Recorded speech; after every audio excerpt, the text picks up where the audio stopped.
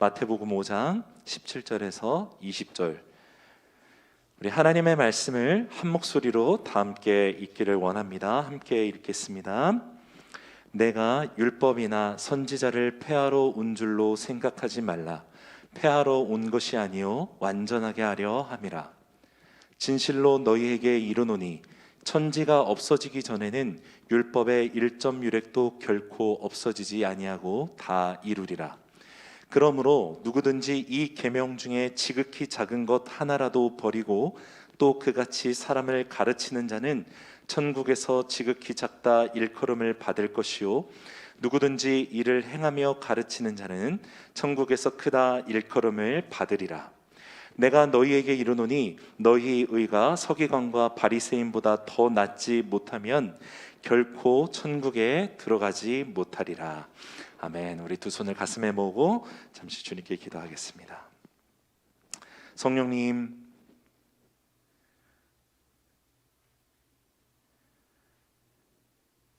오늘 예배하는 우리에게 말씀해 주십시오.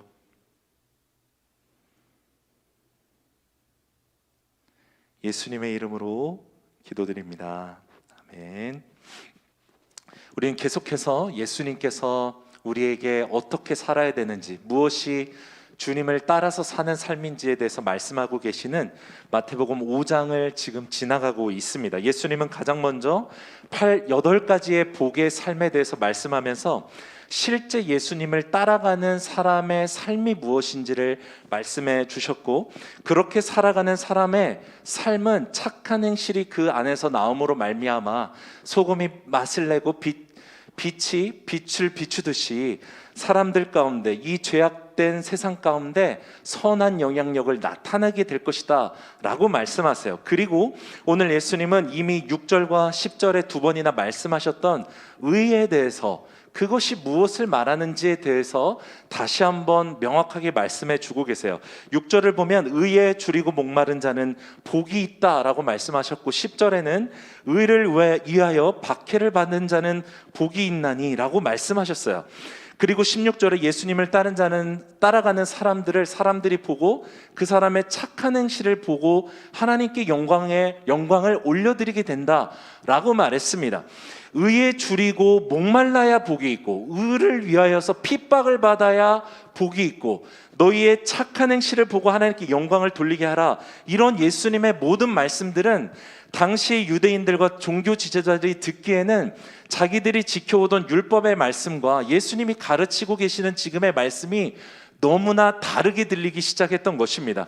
실제로 예수님이 사역하셨던 모든 초기에 있었던 일들을 예를 들자면, 율법은 안식일을 거룩하게 지키라고 말씀했는데 예수님은 오히려 회당에 안식일에 손 마른 사람이 있는 것을 보시고 일으켜 세운 다음에 이 사람을 안식일에 낫게 하는 게 맞느냐라고 오히려 그들의 율법에 외식함으로 지키고 있는 그 율법에 대해서 예수님이 건드리기 시작하세요. 또 예수님의 제자들이 배가 고파서 안식일에 이동을 하는데 제자들이 이삭을 잘라 먹는데 그것을 그냥 놔둡니다. 안식일에는 어떠한 노동도 하지 말라고 구약이 말씀했기 때문에 유대인들로서는 절대 일어나서는 안 되는 일을 행하죠. 그래서 또 따져 묻죠. 이 모든 일들은 예수님이 사역하셨던 공생의 초기에 다 벌어졌던 일들입니다. 그리고 오늘 마태가 기록하고 있는 마태복음 5장에서 7장의 이 예수님의 말씀의 기록들은 이 초창기 때 이루어졌던 예수님의 사역에 대한 말씀의 정리라고도 볼 수 있을 것입니다. 이 모든 일들을 이 바리새인들과 서기관들을 비롯해서 율법을 완전하게 따르려고 했던 사람들 모두에게 엄청난 논쟁을 일으키기 시작한 것입니다. 왜냐하면 예수님이 가는 곳마다 모든 기적들이 다 일어나는데 하나님의 아들이라고 말씀하시는데 자기들이 믿던 하나님이 주신 율법하고 다른 것처럼 예수님이 말씀하는 걸로 이 사람들이 느꼈다는 것입니다. 바리새인들과 서기관들은 율법을 지키지 않는 예수님을 향해서 그래서 거세게 항의했던 것이고, 사실은 예수님을 죽이려고 마음먹게 됐던 결정적인 계기가 바로 안식일을 범했기 때문이라고 요한복음 5장에 말씀하고 있어요. 율법을 가장 중요한 가치라고 믿었던 이 바리새인들과 서기관들, 그리고 유대인이었던 예수님의 제자들까지, 예수님은 직접 율법에 대해서 본인이 어떤 입장을 가지고 계시는지를 오늘 말씀하고 계시는 거예요. 그러한 오해는 지금도 우리에게 너무나 중요합니다. 이 4절밖에 안 되는 이 말씀이 너무나 중요한 이유는 바리새인들과 서기관들 뿐만 아니라 오늘날 예수님을 믿는 모든 사람들에게 있는 고민과 오해는 무엇이냐면, 하나님의 말씀을 율법으로서 따르고자 하는 똑같은 오류가 우리에게 일어나고 있기 때문에 그렇습니다. 그리고 사도 바울이 쓴 대부분의 신약 성서의 모든 말씀은 사실은 예수님이 이미 말씀하셨던 이 4구절에 있었던 것, 율법으로 나는 의냐, 예수님을 믿는 믿음으로 나는 의냐에 대해서 계속해서 논쟁했던 것을 우리는 알 수 있어요. 그래서 오늘 말씀이 너무 중요한 것입니다. 이 율법에 대한 오해는 우리의 영혼을 죄책감으로 물들게 하고 계속해서 정죄감으로 몰아갑니다. 그리고 마음이 아니라 행위로서 하나님께 옳게 보이고자 하는 오해를 낳기 때문에 오늘 예배하고 말씀을 듣는 우리 모두에게 하나님께서 우리 마음판에 새겨주신 새 언약이 무엇인지가 우리 안에 완전히 새겨지는 은혜가 있기를 기도합니다. 오늘 예수님은 율법에 관해서 4구절로 말씀하셨는데 앞에 2구절과 뒤에 2구절로 해서 2가지 관계로 정리할 수 있어요. 예수님과 율법에 대해서 앞에 말씀하시고, 그리고 그리스도인과 율법에 대해서 그 관계에 대해서 말씀합니다. 우리 첫 번째로 예수님과 율법의 관계에 대해서 직접 말씀하시는 말씀을 다시 한번 읽기 원해요. 17절과 18절 말씀입니다. 다 함께 읽겠습니다. 내가 율법이나 선지자를 폐하러 온 줄로 생각하지 말라.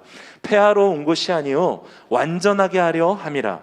진실로 너희에게 이르노니 천지가 없어지기 전에는 율법의 1.1획도 결코 없어지지 아니하고 다 이루리라. 예수님 먼저 본인과 율법의 관계에 대해서 정면으로 말씀하세요. 예수님은 율법이나 선지자를 폐하러 온 게 아니라 완전하게 하러 왔다라고 말씀하시죠. 구약 성경의 그 율법들을 다 보면 248개의 순종하라는 명령과 이것은 절대 하지 말라고 말한 금지 명령이 365개가 나옵니다. 이걸 다 합치면 613개의 율법을 이 사람들이 정리하고 이걸 따르려고 엄청나게 노력했어요. 특히 바리새인들과 서기관들은 이 율법을 실제 그 믿는 사람들이 실제 생활에서 지킬 수 있도록 이 율법에 대해서 해석을 가미하고 자기들의 장로들의 전통을 만들어서 어떤 율법을 어떻게 적용해야 되는지에 대해서 기준을 만들고 모범을 보였던 사람들이었습니다. 그러니까 예수님께서 안식일에 행하셨던 많은 논쟁들이나 그 부정하다고 여겨졌던, 결코 시체를 비롯해서 저주받는 사람들과 함께하면 너도 부정하니 다시 진영 밖으로 나아가서 거룩함을 입고 돌아오라는 이런 여러 가지 말씀들과 대치되는 행동을 예수님이 하고 있었기 때문에 이 사람들이 눈뜨고는 예수님을 볼 수 없었던 거예요. 그러나 문제는 무엇이었냐면 그들은 율법을 주신 하나님을 따르는 인생이 아니라 율법을 따르는 인생을 살고 있었다는 것입니다. 하나님이 아니라 율법만을, 이 종이에 써져 있는 율법 조문만을 따르고 있었다는 것을 이들은 몰랐던 거예요. 예를 들어서 부모가 자녀에게 너 욕하지 마, 너 욕하면 절대 안 돼 라고 말하면 이건 단순하게 욕만 하지 말라는 게 아니죠. 이쁜 말을 해, 사랑하는 말을 하고 다른 사람을 너가 존중해야 너도 존중받을 수 있어 라는 그 부모의 진심은 다시 그 안에 다 담겨져 있습니다. 똑같아요. 바리새인들과 서기관들과 많은 유대인들은 율법에서 말하는 순종과 금지 명령의 그 끝자락, 껍데기만을 따르고 실제로 하나님이 우리에게 원하시는 그 의미는 다 잃어버린 채로 살아가고 있었다는 것입니다. 바로 이렇게 왜곡돼 버렸던 율법을 예수님이 완전하게 하러 왔다라고 오늘 말씀하시는 거예요. 원래부터 완전했던 율법을 다시 완전하게 하러 예수님이 오셨다라는 것입니다. 그리고 18절에 예수님은 율법의 1.1획도 결코 없어지지 않고 다 이루리라 라고 말씀하세요. 내가 율법을 바꾸고 변경하고 새로 주는 게 아니다 라고 말씀하세요. 우리가 어렸을 때 한문을 많이 써봐서 우리나라의 사람들에게는 특별히 이게 바로 이해가 됩니다.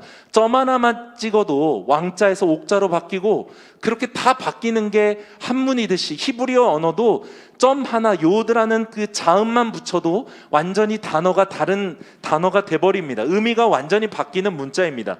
예수님이 그것을 말씀하시는 거죠. 내가 율법의 내용을 지금 바꾸려고 하는 게 아니야. 율법을 주신 하나님의 뜻이 무엇인지 너에게 알려줄게 라고 말씀하시는 것입니다.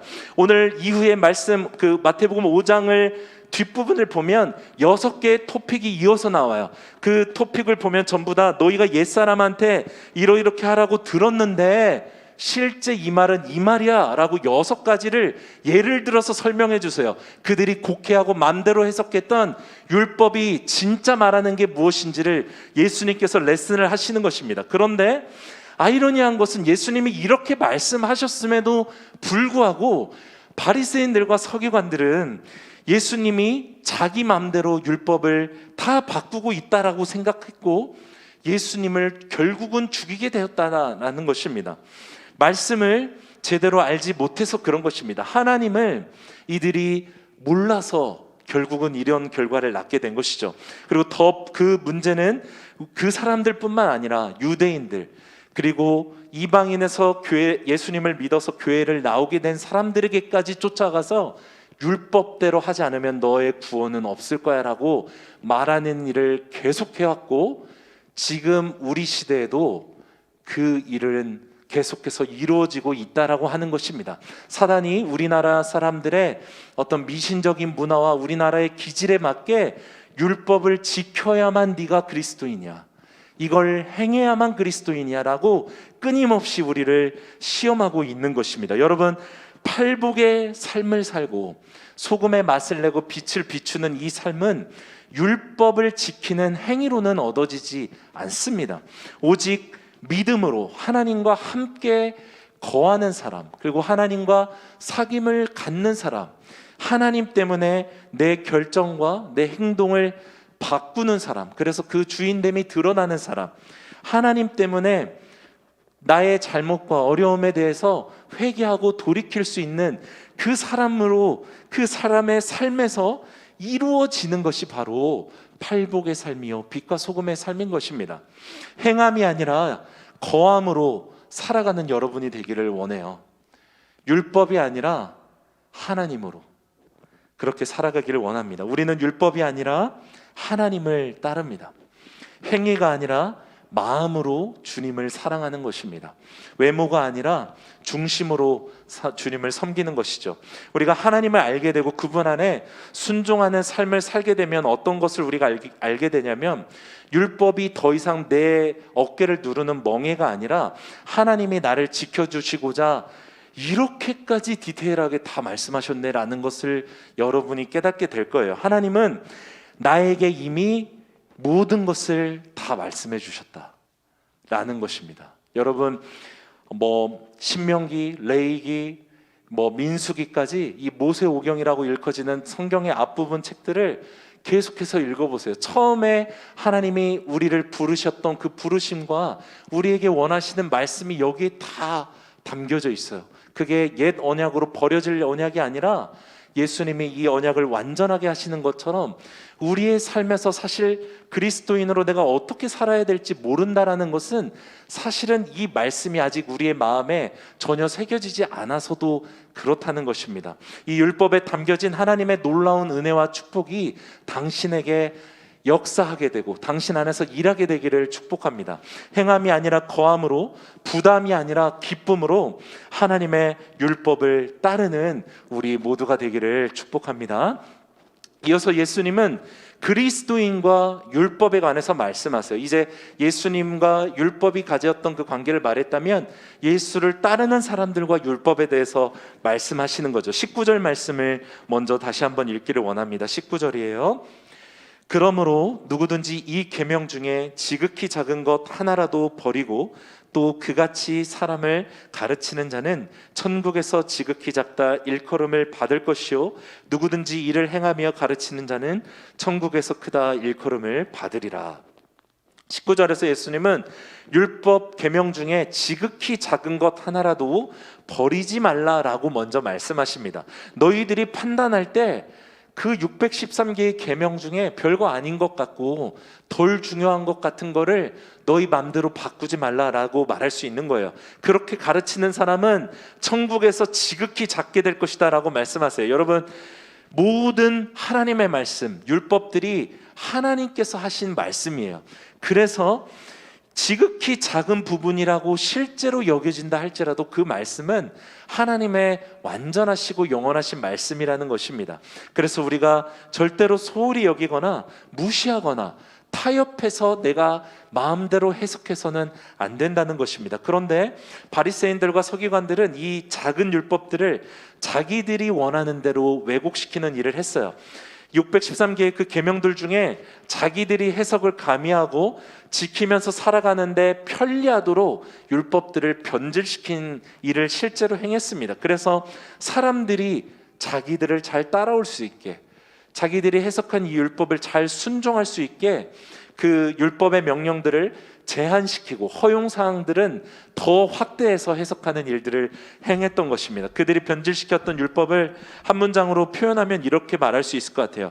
하나님께는 철저하고 사람에게는 대충 하는 식으로 이들이 이걸 변질시켰어요. 그 한 예가 마태복음 15장에 나와요. 바리새인과 서기관들이 예수님의 제자들이 손을 씻지 않고 떡을 먹는 일이 벌어집니다. 그러니까 이 사람들이 뭐라고 말하냐면, 장로들의 전통에 의하면 부정한 손으로 떡을 먹지 말고 손을 씻고 떡을 먹으라고 돼 있는데 왜 너의 제자들은 손을 안 씻고 떡을 먹냐라고 따져 묻습니다. 그러면서 예수님이 그들에게 이렇게 말씀했어요. 마태복음 15장 4절에서 6절 제가 읽을게요. 하나님이 이르셨을 때 내 부모를 공경하라 하시고 내 아버지나 어머니를 비방하는 자는 반드시 죽음을 당하리라라고 하셨거늘 너희는 이르되 누구든지 아버지에게나 어머니에게 말하기를 내가 드려 유익할 것이 하나님께 드림이 될 것이 되었다 말하기만 하면 그 부모를 공경할 것이 없다 하여 너희의 전통으로 하나님의 말씀을 폐하는도다. 무슨 말이냐면, 똑같은 장로들의 전통이 너희가 얼마나 웃기게 지금 하나님을 만드는지 아니? 라고 말씀하시는 거예요. 너희가 만든 그 장로들의 전통에 의하면 분명히 하나님은 부모를 공경하라고 말씀하셨고 부모를 비방하는 자는 반드시 죽이라고 말씀하셨잖아. 근데 너희들은 부모를 공경하는 것이 있는데도 불구하고 그 재정으로 하나님께 나는 드렸습니다라고 말하면 부모를 공경하지 않아도 된다라고 자기들이 해석을 한 거예요. 자기들의 전통을 내세워서 하나님의 말씀을 너희들이 지금 폐하고 있다라고 주님이 지적하신 것입니다. 하나님의 이름을 팔아서 자기들의 편함을 추구한 거예요. 자기 부모가 돈이 필요하건 먹을 것이 필요하건 하나님께 드렸습니다 하면 되는다라고 자기들이 해석을 한 거예요. 하나님 사랑이 부모 공경보다 더 크니까 그렇게 해도 돼 라고 말한 게 아닌가라고 생각이 됩니다. 율법을 주셨던 진짜 이유를 깎아내고 자기들 맘대로 해석해 버린 것이죠. 마태복음 22장에 보면 한 율법사, 율법 전문가가 와가지고 이 바리새인들과 서기관들이 예수님을 도저히 감당해내지를 못하니까 율법 전문 박사를 데려와서 예수님에게 물어보게 말합니다. 그때 율법학자가 이렇게 물어봐요. 율법 중에서 어느 계명이 제일 큽니까? 라고 물어보게 합니다. 그때 예수님이 이렇게 말씀하셨죠. 예수께서 이르시되 내 마음을 다하고 목숨을 다하고 뜻을 다하여 주 너의 하나님을 사랑하라 하셨으니 이것이 크고 첫째 되는 계명이요 둘째도 그와 같으니 내 이웃을 내 자신과 같이 사랑하라 하셨으니 이 두 계명이 온 율법과 선지자의 강령이니라 말해요. 모든 율법은 하나님 사랑과 이웃 사랑이라는 이 두 가지 안에 다 포함되어 있다라고 주님이 말씀하세요. 심지어 두 사랑의 중요성이 같다라고 주님이 말씀하고 계세요. 여러분, 우리의 삶에서 하나님을 사랑하는 것 그리고 이웃을 사랑하는 범주 안에서 우리가 하나님을 섬기고 있지 않다면 거의 확실하게 율법을 섬기고 있는 것입니다. 사람에게 보이려고 하나님을 섬기고 있는 상태에 머물고 있기 때문에 우리에게서 아직 하나님 사랑과 이웃 사랑이 동시에 일어나지 않고 있는 것입니다. 이것을 보여주는 하나의 예가 누가복음 10장에 보면 선한 사마리아인의 그 비유가 나옵니다. 어떤 사람이 길을 가다가 강도를 맞아서 생명의 위협을 빠져 있었죠. 그런데 먼저 그를 보고 지나갔던 사람 중에 레위인이 그 다치고 이제 죽을지도 모르는 사람을 봤지만 지나갑니다. 제사장이 또 봤는데 그냥 지나갑니다. 자기들의 종교적인 이유로 이 사람에게 시간을 지체하는 것이 아깝고, 이방 사람인지 누군지도 모르는데 이 부정한 자에게 나도 부정해질 수 없다라는 생각으로 죽어가는 사람을 두고 떠나버려요. 그런데 그들이 가장 무시하고 저주받았다라고 말했던 사마리아 사람이 지나가다가 이 사람을 살려냅니다.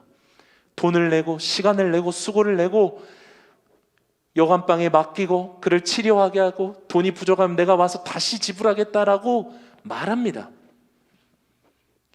주님이 그때 말씀하세요. 너희가 저주하고 천대받던 사마리아 사람이 강도 만난 자를 도운 것처럼 너희도 그렇게 살라라고 말씀하셨어요. 하나님이 우리에게 원하시는 것은 하나님 사랑한다고 우리가 말하고 가족이나 이웃이나 우리에게 보게 하시는 사람들을 사랑하는 것을 안 하는 것은 말도 안 된다라고 주님 말씀하시는 거예요.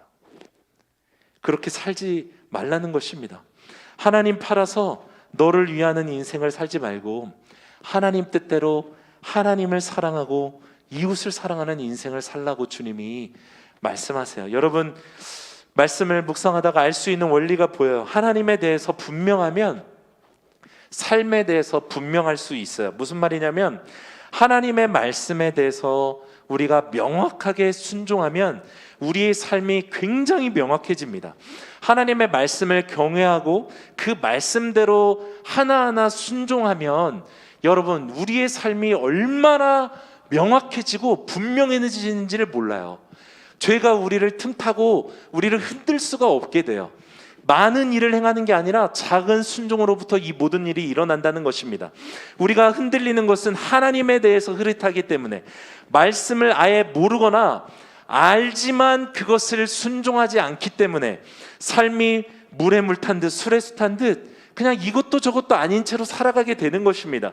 그래서 하나님의 말씀이 점점 더 부담과 정죄함으로 다가오는 것입니다. 순종하지 않으니까 불편한 거예요. 여러분, 작은 것에 충성하는 사람이 큰 것에도 충성합니다. 여러분의 믿음이 하나님을 향하여서 진짜 믿음이 되길 원한다면 작은 것에서부터 순종하시기를 축복합니다. 성령께서 당신에게 말씀하시는 작은 것에서부터 충성할 수 있기를 원해요. 성경이 말하는 진리고 천국에 들어갈 수 있는 판단 기준이 바로 작은 것에 충성하는 사람이에요.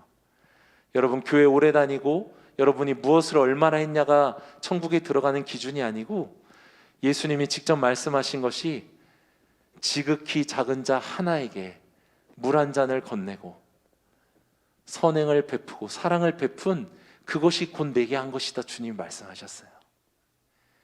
예수님이 도처에 깔려 있는 거예요.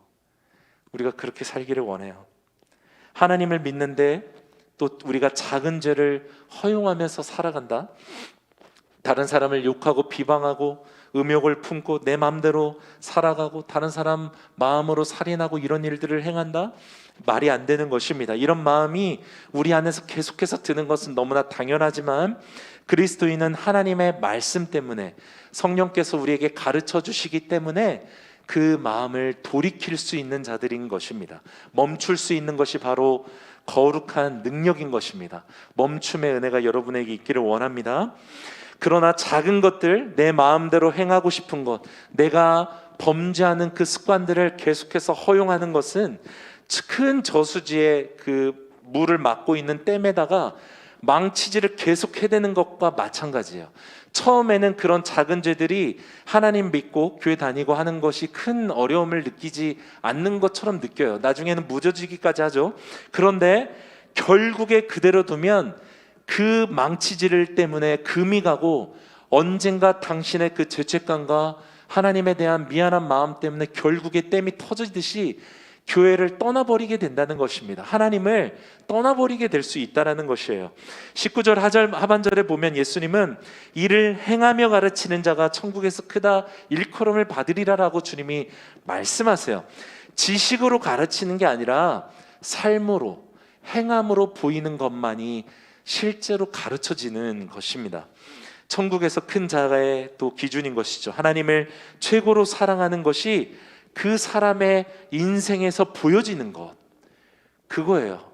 우리를 볼 때 쟤는 정말 하나님 때문에 뭐든지 하는 사람이구나 라는 것들이 우리의 삶에서 보여지는 것이죠.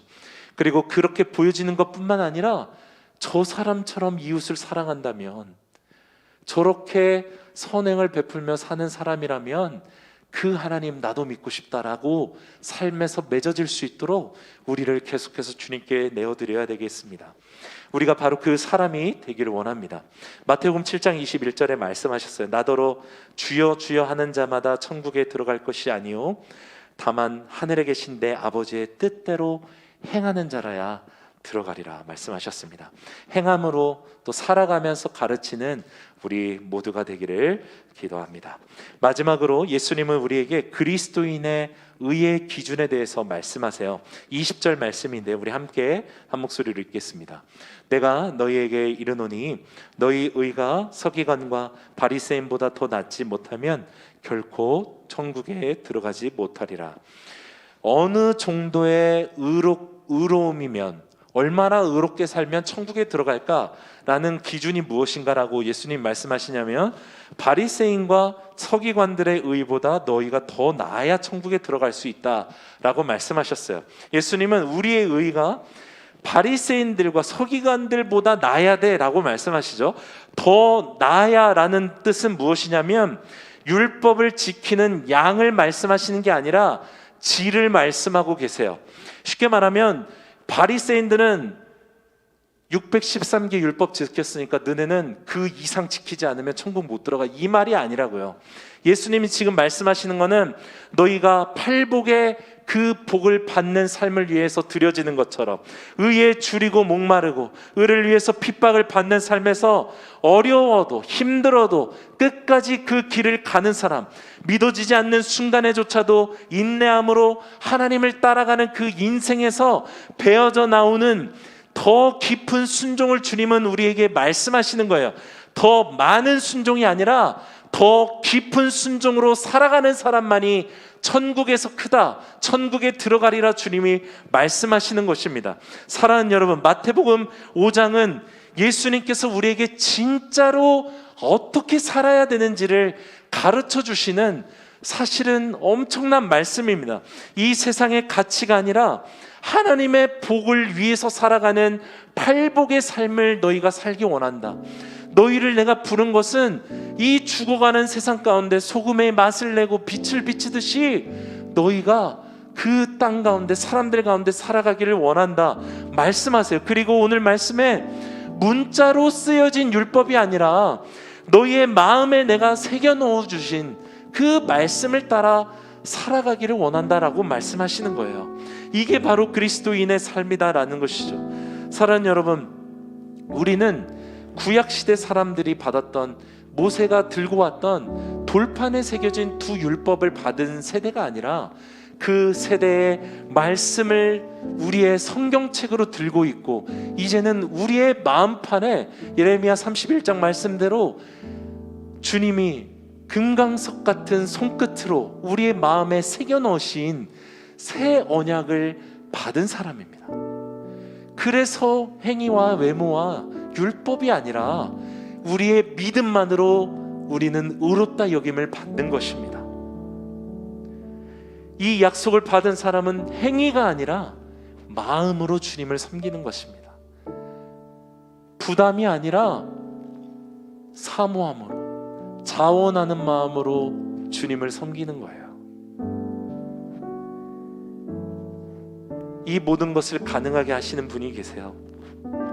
에스겔서 36장을 보면 이렇게 말씀합니다. 또 새 영을 너희 속에 두고 새 마음을 너희에게 주되 너희 육신에서 굳은 마음을 제거하고 부드러운 마음을 줄 것이며 또 내 영을 너희 속에 두어 너희로 내 율례를 행하게 하리니 너희가 내 규례를 지켜 행할지라.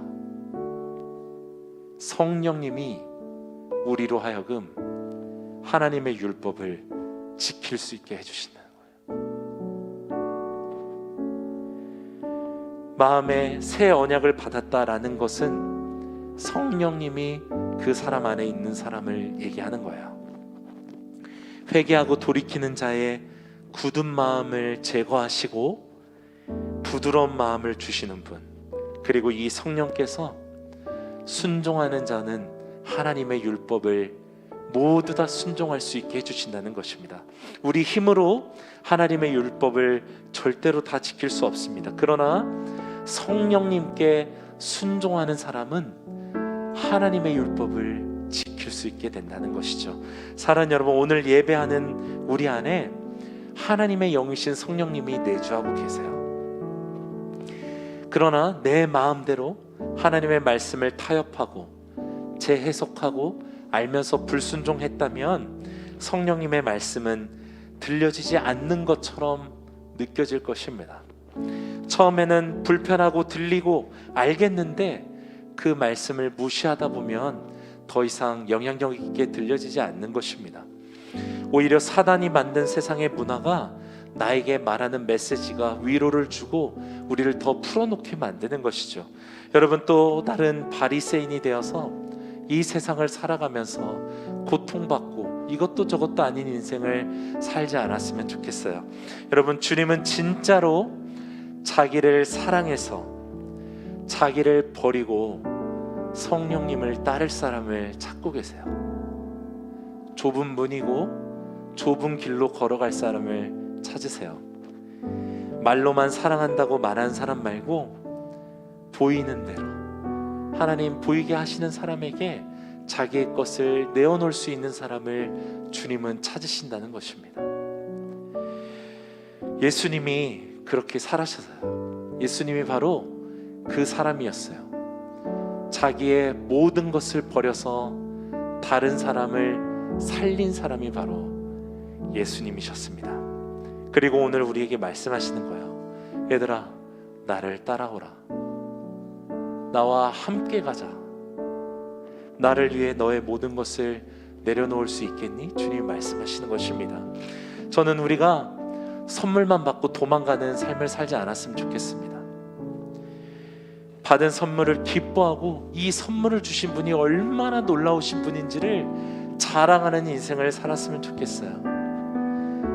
억지와 부담이 아니라 기쁨과 감사함으로, 내 힘과 내 뜻이 아니라 성령님께 순종함으로 여러분 이 삶을 살아갈 수 있습니다. 오늘 이 마음을 가지고 주님께 나아가길 원합니다. 이 고백을 담은 우리 찬송의 고백을 우리가 함께 주님께 고백드리며 찬송하고 기도하도록 하겠습니다. 함께 찬양하겠습니다. 주를 위한 이곳에, 주를 위한 이곳에 예배하는 자들 중에 그가 찾는 이 없어 주님께서 슬퍼하시네. 주님이 찾으시는, 주님이 찾으시는 그 한 사람, 그의 배자. 내가 그 사람 되기 간절히 주께 예배하네. 주네요, 이곳에 서 있네. 주임제에 엎드려 절하네. 그 어느 것도 난 필요 없네. 주님만 경배해. 주네요, 이곳에 서 있네. 주임제에 엎드려 절하네. 그 어느 것도 난 필요 없네.